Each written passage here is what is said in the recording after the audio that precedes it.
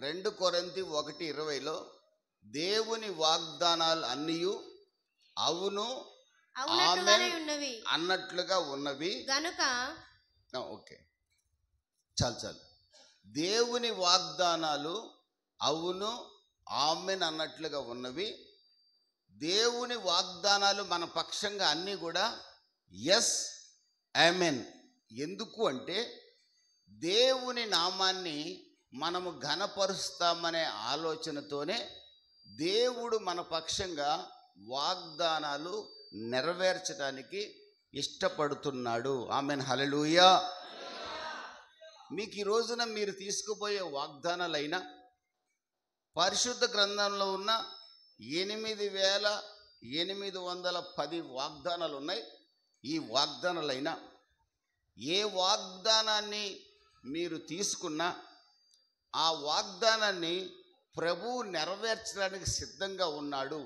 ఎందుకంటే మీ ద్వారా ఆయన నామం ఘనపరచబడాలని. చప్పట్లు కొట్టి ప్రభువు నామాన్ని ఘనపరచుకుందాం. హల్లెలూయా. మీకు సంతానాన్ని ఇస్తే మీరు దేవుణ్ణి ఘనపరుస్తారని, మీకు ఐశ్వర్యం ఇస్తే మీరు దేవుణ్ణి ఘనపరుస్తారని, మీకు స్వస్థత ఇస్తే మీరు దేవుణ్ణి ఘనపరుస్తారని, మీకు సమాధానం ఇస్తే మీరు దేవుణ్ణి ఘనపరుస్తారనే నమ్మకంతో ప్రభువు మన పక్షంగా వాగ్దానాలు నెరవేర్చడానికి సిద్ధముగా ఉన్నాడు. దేవునికి స్తోత్రం కలుగును కాక. హల్లెలూయా. బైబిల్లో ఉన్న 8,810 వాగ్దానాలైనా ఈ రోజున ఒకవేళ మీ సేవకుడు ఏదైనా మీకు వాగ్దానాలు ఇస్తే ఆ వాగ్దానాలైనా, లేదా మీ సేవకుడికి సంఘపక్షంగా వచ్చిన వాగ్దానం నెరవేరాలన్నా, ప్రియమైన దేవుని బిడ్డలారా, 2025 ప్రారంభంలో 3 విషయాలు మీరు చాలా బాగా గుర్తుపెట్టుకోవాలి. మొట్టమొదటిది ఏంటంటే, మీరు ఎప్పుడు కూడా పరిశుద్ధపరచబడిన జీవితాన్ని జీవించాలి. ఎప్పటికప్పుడు పాపాన్ని విడిచిపెట్టిన జీవితాన్ని జీవించాలి. మరియు మీ కనుదృష్టి ఎప్పుడు కూడా సృష్టికర్త అయిన యేసు మీదనే ఉండాలి. సృష్టికర్త అయిన యేసు మీదనే ఉండాలి. మీకు బాగా తెలుసు, పాపం అనేది భయంకరమైనది. రోమీలకు రాసిన పత్రిక 6:23లో పాపం వల్ల వచ్చు జీతం మరణం. యాకోబు పత్రిక 1:15లో దురాశ గర్భము ధరించి పాపం కంటుంది, పాపం పరిపక్వమై మరణం కంటుంది. ఆశ ఉండొచ్చు కానీ దురాశ ఉండకూడదు.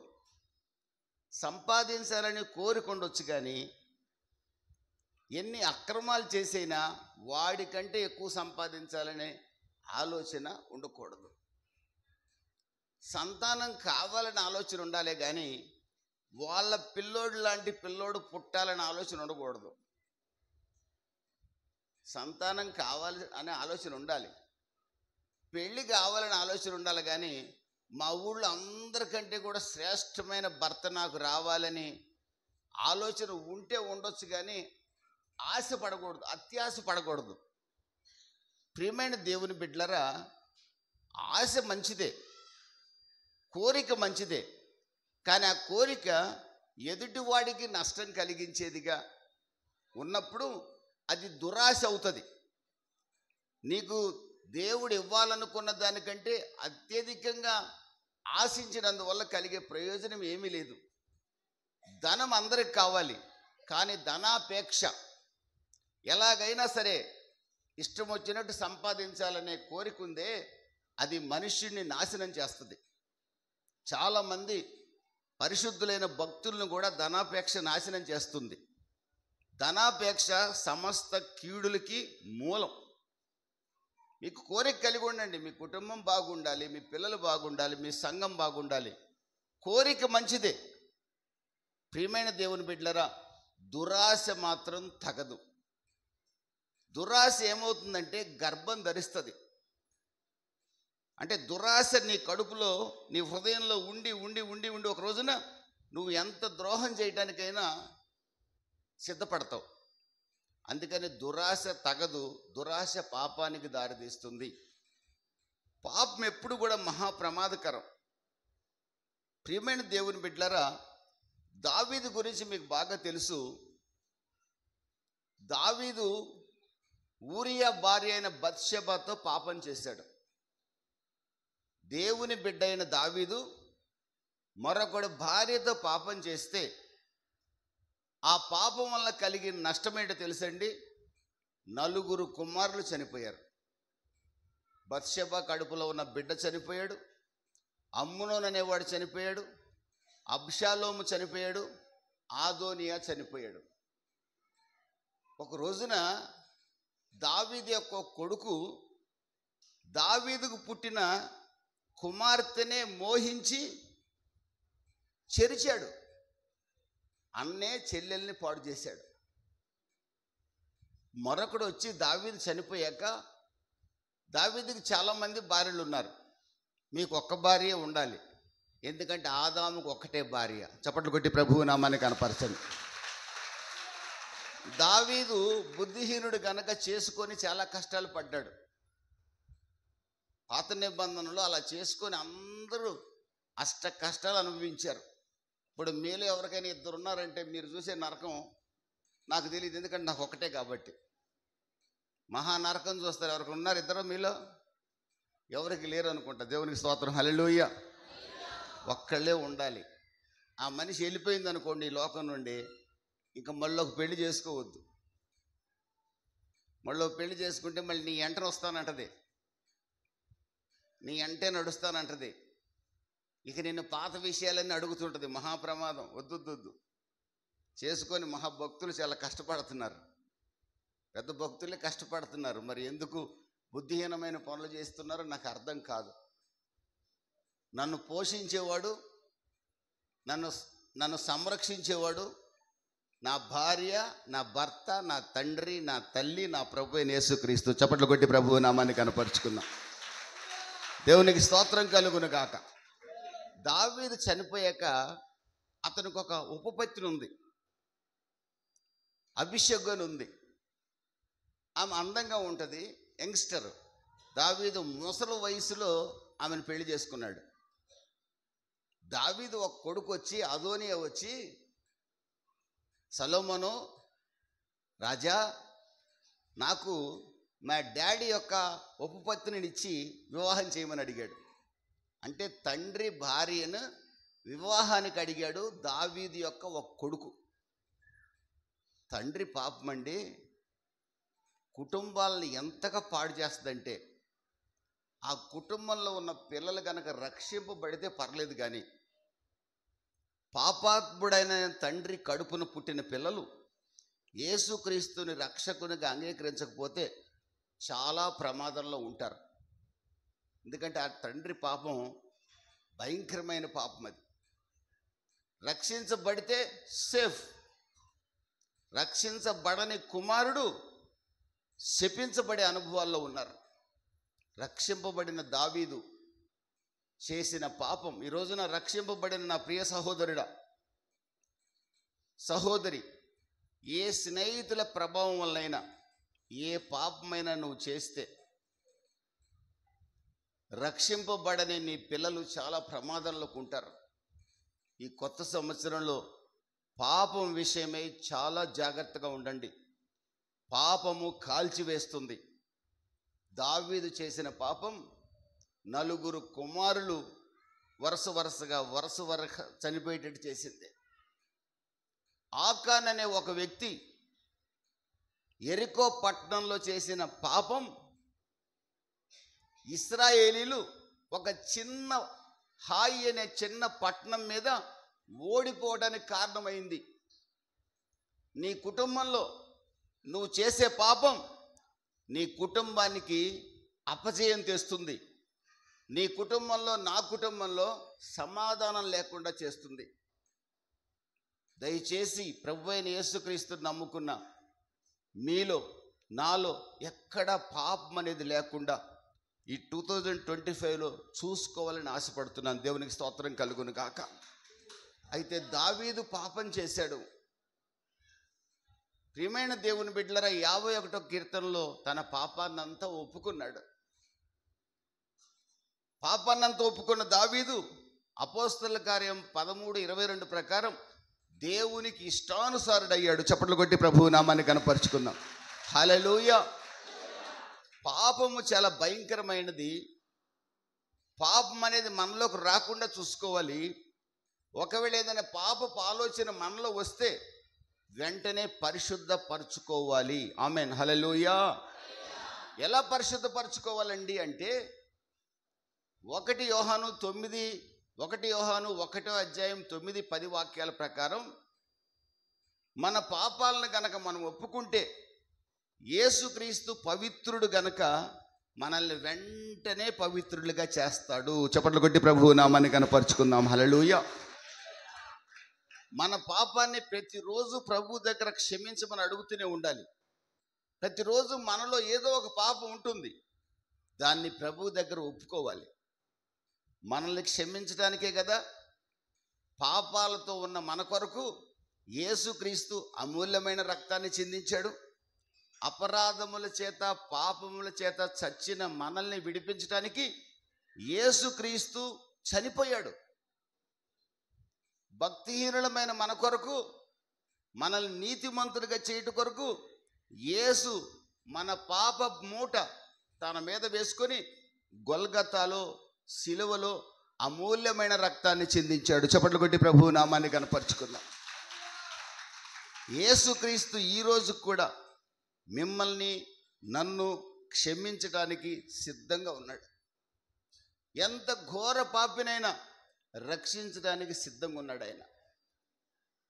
కనుక ప్రతిరోజు కూడా ఉదయం సాయంత్రం నువ్వు ప్రార్థన చేసినప్పుడు, ఈరోజు నువ్వు ఎవరిని దుఃఖపెట్టావో, ఈరోజు నువ్వు ఎవరిని బాధ పెట్టావో, ఈరోజు ఎవరిని అసహ్యంగా మాట్లాడావో ఒక్కసారి జ్ఞాపకం చేసుకొని పరిశుద్ధపరచుకోగలిగితే ప్రతి వాగ్దానము నీ జీవితంలో నెరవేరుతుంది. ఆమేన్. హల్లెలూయా. నేను అసహ్యమైన నోటితోనే బతుకుతాను, పాపాలు చేస్తూనే ఉంటాను, ఒక్కసారి ఆ తొట్లో మునిగాను నేను, లేదా ఆ వాగులో మునిగాను, బాప్తిసం పొందాను, ఇక నేను పాపం చేసినా ఏం కాదు అని నువ్వు అనుకుంటే నువ్వు చాలా తప్పుడు మార్గంలో ఉన్నావు. బాప్తిసం పొందినంత మాత్రాన నువ్వు వెంటనే పరిశుద్ధపరచబడిపోయి దేవుడితో సమానం కాల. బాప్తిసం పొందిన నీవు నేను ప్రతిరోజు పరిశుద్ధపరచబడాలి. హల్లెలూయా. పరిశుద్ధపరచబడుతూ ఉన్నప్పుడే ఈరోజు మీరు తీసుకునే వాగ్దానమైన, బైబిల్లో ఉన్న 8810 వాగ్దానాలైనా మీ పక్షంగా నా పక్షంగా నెరవేరుతాయి. దేవునికి స్తోత్రం కలుగును గాక. మీరు ఇప్పుడు వాగ్దానాలు తీసుకుంటారు, మీ జీవితంలో పరిశుద్ధత లేదనుకోండి, పాత అలవాట్లతోనే ఉన్నారనుకోండి, ఆ వాగ్దానం మీ బైబిల్లో ఉన్న మీ చేతిలో ఉన్న వ్యర్థమే. ఆ వాగ్దానం నెరవేరాలంటే ఎప్పటికప్పుడు మీరు పరిశుద్ధపరచుకోవాలి. పాపాన్ని విడిచిపెట్టి పశ్చాత్తాపడి ముందుకు సాగాలి. మరియు మీ కన్నులు నా కన్నులు ఎప్పుడు కూడా దేవుని మీదనే ఉండాలి. హెబ్రీ 3:1 రాయబడి ఉంది, యేసు మీదనే లక్ష్యం ఉంచండి. హెబ్రీ 12:1-2 రాయబడి ఉంది, విశ్వాసాన్ని కర్త దాన్ని కొనసాగించువాడైనా యేసు వైపే చూడండి. ప్రియమైన దేవుని బిడ్డలారా, పాపాన్ని ఒప్పుకున్నంత మాత్రాన వాగ్దానం మీ జీవితంలో నెరవేరదు. పరిశుద్ధపరచుకున్న మీరు మీ బ్రతుకు దినాలంతా యేసు మీదనే ఆధారపడాలి. హల్లెలూయా. 46వ కీర్తన 1వ వాక్యంలో రాయబడి ఉంది, నా ఆధారం, నా జీవం నా ప్రభువే. My life my refugee. నా జీవితం, నా ఆధారం నా ప్రభువే. మిమ్మల్ని ఎప్పుడు అడిగినా మీ ఆధారం ఎవరమ్మా అంటే నా పెద్ద కొడుకు అనకూడదు. నీ ఆధారం ఎవరంటే నా భర్త అనకూడదు. నీ ఆధారం ఎప్పుడు ఎవరై ఉండాలి తెలుసా? యేసయ్య ఉండాలి. హల్లెలూయా, హల్లెలూయా. దానికి ఉదాహరణ మీకు గతంలో కూడా చెప్పాను. ఇద్దరు పొలం దున్నుతున్నారు. నాగలి లోతుగా తెగాలని ఆశపడుతున్నారు. ఒక అతను అనుకుంటున్నాడు, పొలం లోతుగా తెగాలి, ఈసారి 40 బస్తాలు కాదు, ఎకరానికి 50 బస్తాలు పండాలనుకుంటున్నాడు. అతడు పోచంపల్లి చర్చికి వచ్చే ఆయనే, భక్తుడే, ప్రార్థనా పరుడే. అతన్ని తప్పు పట్టట్లా నేను.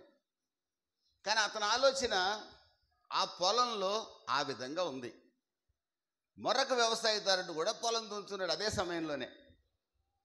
ఇతని ఆలోచన ఎలా ఉందో తెలుసా? ఇతను భక్తుడే, ఇతడు పంట కోసమే పొలం దున్నుతున్నాడు. కానీ పొలం దున్నుతూ కూడా ఇతని ఆలోచన ఎలా ఉందో తెలుసా? ప్రభువా, నీ వీపు నా కొరకు సాళ్ళుగా దున్నబడింది కదా ప్రభువా, నీ వీపు మీద ఈ నాగలి భూమి మీద వెళ్తుంటే ఎలాగా ఘాట్లు ఘాట్లు పడుతుందో, నీ వీపు కూడా నా పాపాల కొరకు దున్నబడింది కదా ప్రభువా, నా కొరకు ఎన్ని కష్టాలు అనుభవించావు ప్రభువా, నజరేయుడైన యేసు త్వరగా రమ్మని ఆయన మనసులో అనుకుంటున్నాడు. దేవునికి స్తోత్రం కలుగును గాక. హల్లెలూయా. ఇద్దరు పొలమే దున్నుతున్నారు, ఇద్దరు భక్తులే. ఇద్దరి ఆలోచనలో తేడా చూడండి. ఇద్దరు పంట కొరకే పొలం దున్నుతున్నారు, ఇద్దరు జీతం కొరకే ఉద్యోగం చేస్తున్నారు. కానీ ఇద్దరు ఆలోచనలు, ఇద్దరు భక్తులే, కానీ ఇద్దరు ఆలోచనలు తేడా. ఏది చేసినా నా ప్రభువా అని ప్రభువుని జ్ఞాపకం చేసుకుంటున్నాడు. ఈ వ్యక్తి ఏమో చర్చికి వచ్చినప్పుడే ప్రభు, ప్రార్థన చేసినప్పుడే ప్రభువు తప్ప మిగతా సందర్భాలు ఇతని జీవితంలో ప్రభువు ఉండడు. ప్రియమైన దేవుని బిడ్డలారా, యేసు మీద లక్ష్యం ఉంచడం అంటే చక్కటి ఉదాహరణ ఇది. మీ యొక్క ఆలోచన, మీరు ఏ పనిలో ఉన్నా, ఏ ఉద్యోగంలో ఉన్నా, ఏ వ్యాపారంలో ఉన్నా, ఏ డ్రైవింగ్లో ఉన్నా, మీ ఆలోచన ఎప్పుడు కూడా మనుషుల మీద ఉండకూడదు, యేసు మీదే ఉండాలి. హల్లెలూయా. ఇర్మీయా గ్రంథం 17వ అధ్యాయంలో అంటాడు, శరీరుల్ని తనకు ఆధారంగా చేసుకొని యెహోవా మీద నుండి మనస్సును తొలగించుకుని వాడు శాపగ్రస్తుడు. శరీరులే నాకు ఆధారం అన్నా, నువ్వే నాకు దిక్కన్నా, నువ్వే నన్ను కాపాడాలని ఒక్కోసారి ఒక అన్న కాళ్ళు పట్టుకుంటాం మనం. పెద్ద పాపమది. నా భార్య, నువ్వే నా సర్వస్వం, నువ్వు తప్ప నాకు ఎవడో ఎక్కువ కాదు. మోసం. నువ్వు దేవుని మీద నీ లక్ష్యం లేదు. యెహోషాపాతు యుద్ధానికి వచ్చారు. 4 దేశాల సైన్యాలు యెహోషాపాతు మీద యుద్ధానికి వస్తే 2 దినవృత్తాంతాల గ్రంథం 20వ అధ్యాయంలో యెహోషాపాతు తన సైన్యాన్ని, లక్షల సైన్యం ఉంది ఆయన దగ్గర, తన సైన్యాన్ని చూసుకోలా, దేవుని సన్నిధికి వెళ్ళాడు. 2 దినవృత్తాంతాలు 20:12 అంటున్నాడు, దేవా, నాకు లక్షల సైన్యం ఉంది, కానీ నీవే నాకు దిక్కు. చప్పట్లు కొట్టి ప్రభు నామాన్ని కనపరుచుకుందాం.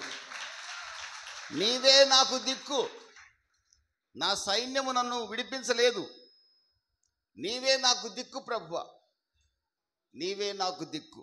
ఈ రోజున 2025లో వాగ్దానం మీ జీవితంలో నెరవేరాలంటే మీ దిక్కు, మీ ఆధారం, మీ సర్వస్వం యేసయ్య ఉండాలి. దేవునికి స్తోత్రం కలుగును గాక. హల్లెలూయా. పలానా వాడు నాకు సహాయం చేస్తాడులే అనుకుంటే యేసు నీకు ఆధారంగా ఉండలేడు. యేసు మీదనే నీవు నేను ఆధారపడాలి. బ్రతికించేది ఆయన, బ్రతికించేది ఆయన కృప మాత్రమే. కాపాడేది, నీ పిల్లల జీవితాల్ని కొండ మీద కట్టబడిన పట్టణంలాగా ఉంచేది యేసయ్య మాత్రమే. ఏ నరుడు నీకు సహాయం చేయలేడు. తన భర్త మీదనే 10-15 సంవత్సరాలు కనుదృష్టి నిలిపింది ఒక సహోదరి. తన భర్త మీదనే దృష్టి నిలిపింది. నా భర్త ద్వారా నేను పిల్లల్ని కంటాను, నా భర్త ఆరోగ్యవంతుడు, అసలు నాకు దేవుడు ఎవడు, దేవుడు అక్కర్లేదు అన్నట్టుగా ఉంది. పోచంపల్లి చర్చికి వచ్చేది మీలాగనే. ఆమె కూడా షిలోహులోని దేవుని మందిరానికి వెళ్ళేది. వెనక కూర్చొని అందరితో పాటు చప్పట్లు కొట్టకపోతే పాస్టర్ గారు చూస్తాడేమో ఆయన కనపడతానే వెనక కూర్చొని చప్పట్లు కొట్టేది. చర్చిలో కూర్చొని కూడా నాటకాలు ఆడేది. షిలోహులోని దేవుని మందిరానికి వచ్చి కూడా ఏదో ప్రార్థన చేయాలి కాబట్టి చేసేది, కానీ తన ఆధారం అంతా తన భర్త మీదనే పెట్టుకుంది. ఆమె 10-15 సంవత్సరాలు గడిచింది. ఆమెకు అర్థమైంది, ఇశ్రాయేలు దేవుడే నాకు ఆధారం అని అర్థం చేసుకుంది. ఇశ్రాయేలు దేవుడు పరాక్రమశాలి అయిన దేవుడు అని నమ్మింది. ఇశ్రాయేలు దేవుడు 100 సంవత్సరాల అబ్రహాముకి బిడ్డలనిచ్చాడని నమ్మింది. ఇశ్రాయేలు దేవుడు మృతతుల్యమైన శారా గర్భాన్ని సజీవంగా చేశాడని విశ్వసించింది. చప్పట్లు కొట్టి ప్రభువు నామాన్ని కనపరుచుకుందాం. హల్లెలూయా. అప్పటిదాకా ఆమె గుర్తురాలా. అప్పటిదాకా ఆమె కన్నులంతా ఎవరి మీదో తెలుసా? నిద్రపోయేది కూడా లేదో తెలియదు నాకు. నిద్రలో కూడా ఆయన్నే చూస్తుండేది. వీడేమో పెనిన్నాను చూసేసాడు ఆల్రెడీ. వీడు దొంగ కదండి, వీడు పెనిన్నాను చూసేసాడు ఆల్రెడీ. భార్య అయిన హన్నా పక్కన ఉండగానే ఎక్కడో ఉన్న పెనిన్నాను చూసి ఇంటికి తెచ్చేసాడు. అందుకనే స్త్రీలారా, మీ ఆధారం యేసే. Amen hallelujah. పురుషులారా, మీ ఆధారం యేసే. Amen hallelujah. యేసు ఆధారంగా మీకుంటే ఆయన నమ్మదగిన వాడు. హల్లెలూయా. మాట ఇచ్చి తప్పడు. హల్లెలూయా. వాగ్దానం నెరవేరుస్తాడు. హల్లెలూయా. హన్నా ఎప్పుడైతే షిలోహులోని ఇశ్రాయేలు దేవుని మీద దృష్టి నిలిపిందో, ఏలీ అంటున్నాడు, ప్రధాన యాజకుడైన ఏలీ, యెహోవా నీ ప్రార్థనకి జవాబిచ్చునుగాక అన్నాడు. మరుసటి సంవత్సరమే చక్కటి కుమారుణ్ణి ఆమె కనింది. దేవునికి స్తోత్రం కలుగునుగాక. హల్లెలూయా. దేవుని మీద దృష్టి ఉంచండి, గొప్ప మేళ్ళు ప్రభు మీ పక్షంగా చేస్తాడు. యెహోషువ గ్రంథం 3వ అధ్యాయము 4వ అధ్యాయం కూడా మీరు చూస్తే దేవుడు యెహోషువతో చెప్పింది ఏంటంటే, దేవుని యొక్క నిబంధన మందసం ముందు నడుస్తుంది, నిబంధన మందసం వెనుక ప్రజల్ని నడవమను. ప్రజలందరూ కూడా దేన్ని చూడాలంటే దేవుని మందసాన్నే చూడాలి. దేవునిని మాత్రమే చూడాలి ప్రజలు. అటు కానీ మందిరానికి వచ్చిన మీరు అటు ఇటు తిరిగి, వెనక్కి తిరిగి, ముసలం వైపు తిరిగి, పిల్లోడి వైపు తిరిగి ముద్దులు పెట్టుకుంటూ ఉంటే జీవితంలో కార్యాలు జరగవు, వాగ్దానాలు నెరవేరవు. ఇశ్రాయేలీలు నడుస్తున్నారు, నిబంధన మందసం నడుస్తుంది. నురారా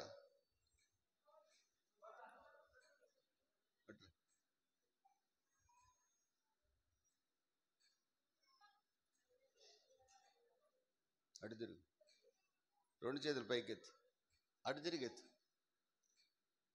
దేవుని యొక్క యాజకులు నిబంధన మందసాన్ని తమ భుజాల మీద మోస్తూ దేవుని యాజకులు ముందు నడుస్తున్నారు. 3వ అధ్యాయము, 4వ అధ్యాయము, 6వ అధ్యాయం యెహోషువ గ్రంథంలో చూడొచ్చు. నిబంధన మందసాన్ని మోస్తూ యాజకులు నడుస్తున్నారు. నిబంధన మందసానికి 2 కర్రలు ఉంటాయి. ముందొకళ్ళు, వెనకొకళ్ళు, ఈ సైడ్ ఒకళ్ళు, ఈ సైడ్ ఒకళ్ళు, 4 మొయ్యాలి నిబంధన మందసాన్ని. ఇశ్రాయేలీ నిబంధన మందసం మోస్తున్న యాజకులు నడుస్తున్నారు. ఇశ్రాయేలీలు దీన్నే చూస్తూ నడుస్తున్నారు తప్ప, దేవుణ్ణే చూస్తూ నడుస్తున్నారు తప్ప ఈ సైడ్కు పొరపాటును కూడా చూడలే. ఈ యాజకులు నిబంధన మందసాన్ని మోస్తూ యాజకుల కాళ్ళు యోర్దాను నదిని తాకిన వెంటనే చప్పట్లు కొట్టి ప్రభువు నామాన్ని కనపరుచుకుందాం. హల్లెలూయా. యోర్దాను నదిని తాకిన వెంటనే యోర్దాను 15 కిలోమీటర్ల దూరంలో యోర్దాను నీళ్లు ఒక గోడలాగా ఆగిపోయాయి. చప్పట్లు కొట్టి ప్రభువు నామాన్ని కనపరుచుకుందాం. హల్లెలూయా. ఇశ్రాయేలీలు ఆరిన నేలను నడిచి గిల్గాలుకు చేరారు, వాగ్దాన దేశానికి చేరారు. దేవునికి స్తోత్రం కలుగును గాక.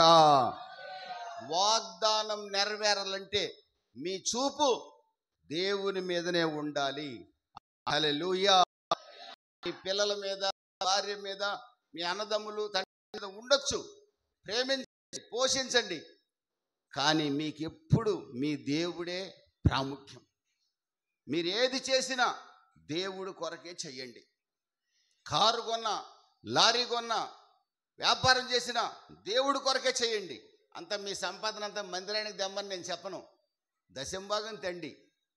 కానీ మీరు ఏ చేసినా ప్రభు నామ ఘనత నిమిత్తమే చేయండి. హల్లెలూయా. మరొకసారి నిబంధన మందసాన్ని మోస్తున్న యాజకులు నడుస్తున్నారు, ఇశ్రాయేలీయులు నడుస్తున్నారు. యెరికో పట్టణం చుట్టూ ఒకరోజు ఒకసారి, రెండో రోజు ఒకసారి 7వ రోజు 7 సార్లు తిరిగారు. కానీ ఇశ్రాయేలీయుల దృష్టి ఎక్కడుందో తెలుసా? చూపు దేవుడి మీదనే ఉంది. హల్లెలూయా. ఇలా నడిచారు కాబట్టే ఒక గడ్డపార, ఒక గొడ్డలి ప్రయోగించకుండా యెరికో కోట గోడలు కూలిపోయాయి. చప్పట్లు కొట్టి ప్రభువు నామాన్ని కనపరుచుకుందాం. హల్లెలూయా. యెరికోలో ఉన్న బంగారము, వెండి, ఇత్తడి, ఇనుము దేవుని మందిరానికి వచ్చాయి. హల్లెలూయా. ఆమేన్. Thank you. God bless you. దేవుని మీద మీ కనుదృష్టి ఉంచితే, ఇశ్రాయేలు దేవుడైన యెహోవా మీ కొరకు రక్తం చిందించిన యేసు మీద మీ కనుదృష్టి ఉంచగలిగితే, ఆయనే మీకు దిక్కుగా మీరు భావించగలిగితే, ఖచ్చితంగా రోజు మీరు తీసుకోబోయే వాగ్దానం, బైబిల్లో ఉన్న 710 వాగ్దానాలు మీ జీవితంలో, మీ పిల్లల జీవితంలో నెరవేర్చబడతాయి. ఆమేన్. హల్లెలూయా. మొదటగా మిమ్మల్ని మీరు పరిశుద్ధపరచుకోండి. ఎక్కడ ఏ పాపం లేకుండా జాగ్రత్త పడండి. వస్తే ఒప్పుకొని విడిచిపెట్టండి. పాపపు ఆలోచన వస్తే ఒప్పుకొని వెంటనే విడిచిపెట్టండి. 4 రోజులు ఆ పాపాన్ని అలాగే ఉంచుకోకండి. ఉంచుకుంటే నష్టం మీకే. ఎప్పటికప్పుడు తన అతిక్రమాలను ఒప్పుకునేవాడు కనికరం పొందుతాడు. పాపాన్ని దాచిపెట్టుకునేవాడు, పిల్లిని కనుక నడుము విరగొడతాం చూడండి, పాలు తాగే పిల్లి దొరికితే అట్లా దేవుడు మన్నడుము విరగొడతాడు. అతిక్రమాలు దాచిపెట్టుకుంటే నడుములు ఇరుగుతాయి. అతిక్రమాలు ఒప్పుకొని విడిచిపెడితే దేవుని కనికరం వస్తుంది, వాగ్దానం దేవుడు నెరవేరుస్తాడు. హల్లెలూయా. చాలా జాగ్రత్తగా ఉండండి, పరిశుద్ధపరచుకోండి. రెండవది, దేవుని మీదనే మీ దృష్టి ఉంచండి. 1 కొరింథీ 10:31 ప్రకారం మీరు ఏది చేసినా దేవుని నామ ఘనత కొరకే చెయ్యండి. ఆమేన్. హల్లెలూయా. మా ఆయన తెలివి గల్లోడు కాబట్టి నాకు ఇట్లాంటి చక్కటి తెలివి గల్ల బిడ్డని ఇచ్చాడండి అనకండి. మీ ఆయన కాదు నీకు ఇచ్చింది, దేవుడు ఇచ్చాడు తెలివి గల్ల బిడ్డని. చప్పట్లు కొట్టి ప్రభువు నామాన్ని కనపరుచుకుందాం. అదే ముద్దోడు పుట్టుంటే, అదే ముద్దోడు చదువు రానోడు పుట్టుంటే, మా ఆయన ముద్దోడండి అందుకే ఇట్టంటోడు పుట్టాడండి. కాదండి. నీకు బిడ్డనిచ్చిన, ఏమండి, నీకు భర్తనిచ్చిన, నీకు పొలం ఇచ్చిన, నీకు వ్యాపారం ఇచ్చిన, ఏసే ఇచ్చాడనే ఆలోచన నీకుంటే నువ్వు రోజు రోజుకి వర్ధిల్లుతావు. ఆమేన్. హల్లెలూయా. అంతేగాని నా శక్తి, నా కండ, నా గుండె అని ఆలోచన చేసావంటే ఎప్పుడు ఏది దెబ్బతింటుందో ఎవరికి తెలియదు. ఇశ్రాయేలు దేవుడు ఒక్కడే నమ్మదగినవాడు. మూడవది, ప్రియమైన దేవుని బిడ్డలారా, meditate the word of God. దేవుని వాక్యాన్ని ధ్యానించండి. వాగ్దానం నెరవేరాలంటే మీరెప్పుడు దేవుని వాక్యాన్ని ధ్యానించే వరకు ఉండాలి. బైబిల్ అంటే మీకు ఎలా ఉండాలి తెలుసా? మీకు ఇష్టమైన మాంసం తింటారు చూడండి బాగా, ఏమండి, ఎవరికి మిగలకుండా కూడా తినేస్తారు కదండి. ఎవరికి మిగలకుండా కూడా తింటారు. మీ ఆయన ఇంట్లో లేకపోతే ఆ రోజు కేజీ కూర నీదే. రాకుండా ఉంటే బాగుండని ప్రార్థన కూడా చేస్తావు నువ్వు భక్తురాలి కాబట్టి. ఆయన వస్తే బాగుండు, ఇద్దరం కలిసి తిందాం అనుకో. రాకపోతే బాగుండు, ఎక్కడో చోట ప్రార్థన పోయి ఆడ తినొస్తే బాగుండు, ఒక్కదానే తినొచ్చు అని ఆలోచన చేసేవాళ్ళు కూడా ఉన్నారు. దేవుడు సెలవిస్తుంది ఏంటంటే, మీకు ఇష్టమైన ఆహారాన్ని ఎంత ఇష్టంగా లొట్టలేసుకుంటా, శబ్దాలు వచ్చేస్తుంటాయి, రికార్డ్ చేస్తే చాలు అని శబ్దాలు కూడా వస్తుంటాయి. అంత ఇష్టంగా తింటారో దేవుని వాక్యాన్ని కూడా అంతకంటే ఇష్టంగా తినాలట. చప్పట్లు కొట్టి ప్రభు నామాన్ని కనపరచండి. దేవుని వాక్యాన్ని అంట భుజించాలట. దేవుడు ఎహెజ్కేలుతో చెప్పాడు, తిను అన్నాడు. పుస్తకాన్ని తినమన్నాడు. దేవుడు యోహానుతో చెప్పాడు, ఈ గ్రంథాన్ని తిను అన్నాడు. ఈ బైబిల్ చూస్తే మనకి ఎలా ఉండాలి తెలుసా? ఎప్పుడు చదువుదామా అన్నట్టు ఉండాలా. సరే నాకు చదువు రాదండి, ఎప్పుడు విందామా ఎప్పుడు విందామా అన్నట్టుగా ఉండాలి. చప్పటి కొట్టి ప్రభు నామాన్ని కనపరచండి. పాస్టర్ గారు ఎప్పుడు చౌట పొల్లు వస్తాడా, ఎప్పుడు విందామా. పాస్టర్ గారు ఎప్పుడు పిల్ల పొల్లు వస్తాడా, ఎప్పుడు విందామా. ఈ పాస్టర్ రాకుండా ఉంటే బాగుండు, గురకబెట్టి నిద్రపోవచ్చు అనుకోకూడదు. పాస్టర్ గారు ఎప్పుడు వస్తాడా, వాక్యం చెప్తాడా అని ఎదురు చూడాలి. వాక్యాన్ని తినాలి. Meditate the word. వాక్యం తింటే ఏమవుతుందో తెలుసా? తింటామంటే మళ్ళీ పుస్తకాలు తినబాకండి. ఆవులు తిన్నట్టుగా ఆవులు పుస్తకాలు తింటాయి. నేను చూసా, మీరు చూడలేదేమో నాకు తెలుసు. ఆవులు పుస్తకాలు కూడా తింటాయి, కాగితాలు తింటాయి. ఈ పుస్తకం తినమంటే తినటం కాదు, వినడం, చదవటం, ధ్యానించటం. ఎప్పుడు అవకాశం ఉంటే అప్పుడు. ఉద్యోగం, వ్యాపారం, సంసారం మానేసుకోమని చేయమంటలా నేను. దేవుడికి 24 గంటల్లో 2.5 గంటలు దేవుడికి ఇవ్వండి. 2.5 hours దేవుడికి ఇవ్వండి. దేవుడు వాక్యాన్ని చదవండి, ప్రార్థన చేయండి. 2.5 hours ఇవ్వండి, దశంభాగం ఇవ్వండి. దేవుడు మిమ్మల్ని దీవించకపోతే అడగండి. దేవునికి స్తోత్రం కలుగును గాక. హల్లెలూయా. వాక్యాన్ని ధ్యానిస్తే ఏం జరుగుతుంది? రోమా 10:17 ప్రకారం మీలో విశ్వాసం కలుగుతుంది. ఏ రోగం వచ్చినా నా ప్రభు స్వస్థపరుస్తాడని నమ్మకం కలుగుతుంది. చప్పట్లు కొట్టి ప్రభువు నామాన్ని కనపరుచుకుందాం. ఏ సమస్య వచ్చినా నా ప్రభు విడిపిస్తాడనే నమ్మకం కలుగుతుంది. హల్లెలూయా. దేవుని యొక్క వాక్యాన్ని ధ్యానిస్తే ఏం జరుగుతుందో తెలుసా? కీర్తనల గ్రంథం 1వ అధ్యాయంలో రాయబడింది, నీవు చేయనిదంతయు సఫలమవుతుంది. హల్లెలూయా. నువ్వు ఏది పట్టినా బంగారమే. అలాగని చెప్పి ఇప్పుడే పోయి బయట పోయి పట్టుకోబాకండి, నా కారు పట్టుకోబాకండి, బంగారం కాదు అది. దేవుని స్తోత్రం కలుగును గాక. హల్లెలూయా. నీకు ఎప్పుడు బంగారం ఇవ్వాలో అప్పుడు ఇస్తాడు, నీకు ఎప్పుడు వెండి ఇవ్వాలో అప్పుడు ఇస్తాడు, నీకు ఎప్పుడు పట్టు చీర ఇవ్వాలో అప్పుడు ఇస్తాడు. ఆమెన్. హల్లెలూయా. వాక్యాన్ని ధ్యానిస్తూ ఉండు, నీకు సమృద్ధి నా దేవుడు ఇస్తాడు. హల్లెలూయా. దేవుని వాక్యం ఇంకేం చేస్తుంది తెలుసండి? సామెతల గ్రంథం 4వ అధ్యాయం 20వ వాక్యంలో ఉంది, దేవుని వాక్యము నుండి కనుక మనం తొలగిపోకుండా ఉంటే, దేవుని వాక్యాన్ని మన హృదయంలో ఉంచుకుంటే సర్వ శరీరానికి ఆరోగ్యం కలుగుతుంది. ఆమెన్. హల్లెలూయా. దేవుని వాక్యాన్ని ధ్యానించేవాడు మరణ పడకపై వెళ్ళినా దేవుడు లేపుతాడు. దేవునికి స్తోత్రం కలుగును గాక. దానికి సజీవ సాక్షి నేను. చప్పట్లు కొట్టి ప్రభువు నామాన్ని కనపరుచుకుందాం. హల్లెలూయా. అలాగని ఎల్లకాలం సెలవు వేసుకుంటాను ఉండను, సెలవు వేసుకొని ఉండను. నేను ఇక్కడ ఒక వయసు ఉంటుంది, ఆ వయసుకి వెళ్ళిపోవాల్సిందే. కానీ ఈరోజు నేను సజీవంగా ఐసీయూ నుంచి లేచి మీ దగ్గరకు వచ్చానంటే నేను ధ్యానిస్తున్నా, నేను బోధిస్తున్నా దేవుని వాక్యమే. దేవునికి స్తోత్రం కలుగును గాక. యెహోషువ గ్రంథం 1వ అధ్యాయంలో దేవుడు యెహోషువతో చెప్పాడు, యెహోషువ నువ్వు ధర్మశాస్త్రాన్ని ధ్యానించు, ధర్మశాస్త్రాన్ని బోధించు, నువ్వు చదువు, ఇతరులకు చెప్పు. ధర్మశాస్త్రం నుంచి అటు కుడికి కానీ ఎడమకు కానీ తిరగొద్దు. ధర్మశాస్త్రం ఏం చెప్తుందో, బైబిల్ ఏం చెప్తుందో ఆ ప్రకారం బతుకు. నీకు నేను తోడుగా ఉంటా, నిన్ను గొప్ప చేస్తా, యుద్ధాలలో నీకు విజయం ఇస్తా అని చెప్పాడు. యెహోషువ ఏం చేశాడు తెలుసా? ధర్మశాస్త్రాన్ని ధ్యానించాడు, ఇశ్రాయేలీయులకు బోధించాడు. దేవుడు చెప్పిన దానికి అటు కానీ ఇటు కానీ తిరగకుండా చిన్నగా దేవుడు చెప్పినట్లే నడిచాడు. యెహోషువ సొంతగా 31 యుద్ధాలు చేశాడు. 31 యుద్ధాలు చేశాడు. 31 యుద్ధాల్లో ఒక హాయి తప్ప హాయి పట్టణాన్ని కూడా తర్వాత గెలిచాడు. 31 యుద్ధాల్లో యెహోషువ విజయం సాధించాడు. చప్పట్లు కొట్టి ప్రభువు నామాన్ని కనపరుచుకుందాం. హల్లెలూయా. మీరు సాతానుతో పోరాడుతున్నారు, మనం ఆకాశ మండలం ఉన్న దురాత్మల సమూహంతో పోరాడుతున్నాం. రోజు మనకు పోరాటాలే. పిల్లల ద్వారా పోరాటాలు, భర్త ద్వారా, భార్య ద్వారా, బంధువుల ద్వారా, అన్నదమ్ముల ద్వారా, బయట వాళ్ళ ద్వారా పోరాటాలే. ఈ పోరాటాల కారణం సాతాను.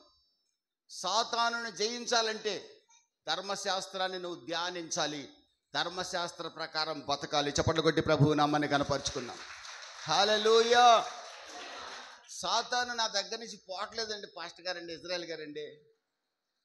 ఎంత ప్రార్థన చేసినా చర్చికి వచ్చినప్పుడు నువ్వు పుష్ అంటేనే వెళ్ళిపోతుంది, తర్వాత వచ్చేస్తుందండి. ఒక ఆమె సత్యవతి అని ఒక ఆమె ఎట్టే చెప్పింది నాకు. అప్పుడు నేను పాస్టర్ని కాదు, నేను అప్పటికి యేసు ప్రభువుని కూడా నమ్మలా. నాకు ఆ స్టోరీ తెలుసు. నన్ను మార్చాలని జీవన్ కుమార్ అనే పాస్టర్ విజయనగరం జిల్లాలో వచ్చేవాడు నా దగ్గరికి. అతను నేను చాలా తిట్టా. ఆ తర్వాత నేను మారి, అది వేరే సంగతి. సత్యవతి అని ఒక ఆమెకి దయ్యం పట్టేదంట. ఆయన వచ్చి ప్రార్థన చేసి దయ్యం వెళ్ళిపోయిందంట. నేను విన్నాను, నా భార్య చెప్పింది నాకు. 4 రోజుల తర్వాత మళ్ళీ దయ్యం పట్టిందంట ఆమెకి. మళ్ళీ పాస్టర్ గారు వచ్చాడంట. దయ్యమా, నేను ఎలగొట్టాను కదా భక్తుడిని, మళ్ళీ ఎట్ట వచ్చావా అన్నాడంట. ఓ పాస్టరు, నువ్వు భక్తుడివే, ఓ ఇజ్రాయేలు నువ్వు భక్తుడివే, నేను కాదన్ను. కానీ ఈ మనిషి ఉందే, ఈ మనిషి నువ్వు వెళ్ళాక మళ్ళీ చేయకూడని పని చేసింది. నేను ఈ మనిషి దగ్గర నుంచి వెళ్ళిపోయి ఎక్కడ కూర్చున్నాను తెలుసా? యాప చెట్టు మీద కూర్చున్నా.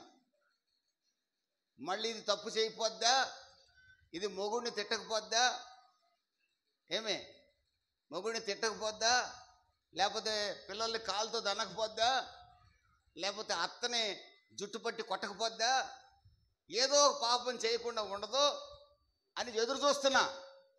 ఇది నాకు తగిన పాపం చేయనే చేసింది, మళ్ళీ దీని ఒంట్లోకి నేను వచ్చా అన్నది. ప్రియమైన దేవుని బిడ్డలారా, మీ పాస్టర్ గారు ఎన్ని దయలు అలగొట్టినా మీరు పాపం చేసేవారిగా ఉన్నంతకాలం ఆ దయ్యం మీకు సహోదరుడిగా, సహోదరిగా, భార్యగా, భర్తగా మీతోనే ఉంటుంది. మీ జీవితాలను పాడు చేస్తూనే ఉంటుంది. ప్రియమైన దేవుని బిడ్డలారా, మీరు దేవుని యొక్క వాక్యాన్ని దివరాత్రాలు ధ్యానించగలిగేవారైతే ఏ దురాత్మ మీ దగ్గరికి రాదు. చప్పట్లు కొట్టి ప్రభువు నామాన్ని కనపరుచుకుందాం. హల్లెలూయా. బైబిల్ తల కింద పట్టుకొని పడుకుంటే కాదు, బైబిల్ తల కింద పెట్టుకొని బైబిల్ ఎందుకు నలగొడతారు, వేస్ట్. వాక్యం చదవండి. ఎలాగో యూట్యూబ్ ఛానల్ ఉంది కాబట్టి వాక్యం వినండి, వింటూ ఉండండి. ఖాళీగా ఉండే బదులు వాక్యం చదవండి, వినండి. ఏ దురాత్మ నీ గుడారాన్ని సమీపించదు. దేవునికి స్తోత్రం కలుగును కాక. హల్లెలూయా. వాక్యాన్ని ధ్యానించే వ్యక్తి ఎక్కడుంటాడు తెలుసా? 91వ కీర్తనలు రాయబడినట్టుగా మహోన్నతుని చాటున నివసిస్తాడు. దేవునికి స్తోత్రం. హల్లెలూయా. దేవుని యొక్క వాక్యం ఏం చేస్తుందో తెలుసండి? దీర్ఘాయుష్ ఇస్తుంది. దేవుని యొక్క వాక్యం ఏం చేస్తుందో తెలుసండి? నువ్వు తప్పు చేసేటప్పుడు ఇది తప్పురా అని చెప్తుంది. తప్పు చేసేటప్పుడు తప్పు అని చెప్తుంది. 119వ కీర్తన 9, 10, 11 వాక్యాలు చూస్తే పాపము చేయకుండా దేవుని వాక్యం మనల్ని కాపాడుతుంది. దేవుని వాక్యం మనం నడవలసిన త్రోవలో నడిపిస్తుంది. దేవుని వాక్యం మనకు దీర్ఘాయుష్ ఇస్తుంది. దేవుని వాక్యం మనల్ని స్వస్థపరుస్తుంది. అన్నిటికంటే ముఖ్యంగా దేవుని వాక్యం వాగ్దానాన్ని నెరవేరుస్తుంది. చప్పట్లు కొట్టి ప్రభువు నామాన్ని కనపరుచుకుందాం. హల్లెలూయా, హల్లెలూయా. నా ప్రియమైన దేవుని బిడ్డలారా, మీరు దేవుని వాక్యాన్ని ధ్యానించేవారిగా ఉండాలి. దేవుని వాక్య ప్రకారం జీవించేవారిగా ఉండాలి. యోహాను సువార్త 15:7 అంటాడు, దేవుని వాక్య ప్రకారం కనుక మనం జీవిస్తే మనం మోకాళ్ళేసి ఏమడిగినా యేసు ఇస్తాడు. దేవునికి స్తోత్రం కలుగును గాక. మనం ఏమడిగినా యేసు ఇస్తాడు.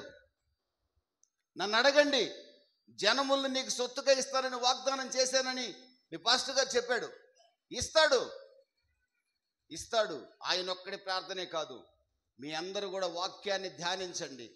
ప్రభువా, మా సేవకుడికి ఈ వాగ్దానం చేసావు కదా, నెరవేర్చండి. మా మందిరాలు విస్తరింపబడాలి. చప్పట్లు కొట్టి ప్రభువు నామాన్ని కనపరుచుకుందాం. మా సేవ విస్తరించబడాలి. హల్లెలూయా. ప్రార్థించండి. వాక్యం ఎన్నో చర్చికి వచ్చినా కానీ దూదులు పెట్టుకొని ఉంటాను, బైబిల్ చదవను. నువ్వు 10 వాగ్దానాలు ఈరోజు తీసుకున్నా నెరవేరవు. దేవుని వాగ్దానం నెరవేరాలంటే వాక్యాన్ని ధ్యానించేవారిగా ఉండాలి, పరిశుద్ధపరచుకునేవారిగా ఉండాలి. ఎప్పటికప్పుడు మీ కన్నులు ఎప్పుడు కూడా దేవుని మీదనే ఉండాలి. దేవునికి స్తోత్రం కలుగును గాక. అట్టి కృప మీకు అనుగ్రహించాలని ఒక దైవ సేవకుడిగా నేను కోరుకుంటున్నాను. తలలు వంచండి, ఒక తీర్మానం చేయండి. ప్రభువా, మమ్మల్ని మేము ఎప్పటికప్పుడు పరిశుద్ధపరుచుకుంటాం ప్రభువా. నీ మీదనే మా కన్నుదృష్టి నిలుపుతాం ప్రభువా. హన్నా వలె, యెహోషాపాతు వలె, దావీదు వలె నీ మీదే మా కనుదృష్టి నిలిపి ఉంచుతాం. నీవే మాకు దిక్కు, నీవే మాకు ఆధారం. నీ వాక్యాన్ని దివారాత్రాలు ధ్యానిస్తాం ప్రభువా. అది ఆరోగ్యం కలగజేస్తుంది, అది విశ్వాసం కలగజేస్తుంది, అది దీర్ఘాయుష్నిస్తుంది. ఆ వాక్యం పాపం చేయకుండా కాపాడుతుంది నాయన. ఆ వాక్యం మాకు విజయం ఇస్తుంది. ఆ వాక్యము మమ్మల్ని అన్ని విషయాల్లో సఫలపరుస్తుంది ప్రభువా. నీ వాక్యాన్ని ధ్యానిస్తాం. ఒక తీర్మానం చేస్తావా సహోదరి సహోదరుడా? ఈ నూతన సంవత్సరంలో ఈ తీర్మానమే ఈ నూతన సంవత్సర వాగ్దానములు నీ జీవితంలో నెరవేర్చబడినట్లుగా చేస్తుంది. నమ్ముతావా? నమ్ముతావా? నమ్మగలిగితే నీ కొరకు చిన్న ప్రార్థన నేను చేస్తాను. మహాపరిశుద్ధుడా, నీకు స్తోత్రం. నీ బిడ్డలు నీ వాక్యాన్ని ధ్యానించేవారిగా, పరిశుద్ధపరచుకునేవారిగా, నీ మీద తమ కనుదృష్టి నిలిపేవారిగా ఉండగలిగే భాగ్యం దయచేయండి. తద్వారా వారి జీవితంలో మీరు చేస్తానన్న ప్రతి వాగ్దానం నెరవేర్చబడును గాక, నెరవేర్చబడును గాక, నెరవేర్చబడును గాక. నీ దాసుడు ప్రార్థించినట్లుగా జనముల్ని ఈ సంఘానికి మీరు అనుగ్రహించుదురు గాక. అన్య జనులు యాకోబు మందిరంలోకి పరిగెత్తుకొని వచ్చెదరు గాక. అట్టి కృప నీ దాసుడికి, కుటుంబానికి, సంఘానికి, అయోగ్యుడైన నాకు సహకరిస్తున్న తమ్ముడికి నీ ప్రభువ కుటుంబానికి సదాకాలం కృపతోడుగా ఉంచమని, నీ బిడ్డల తీర్మానాన్ని అంగీకరించమని యేసు నామంలో అడుగుచున్నాను తండ్రి. ఆమేన్. హల్లెలూయా.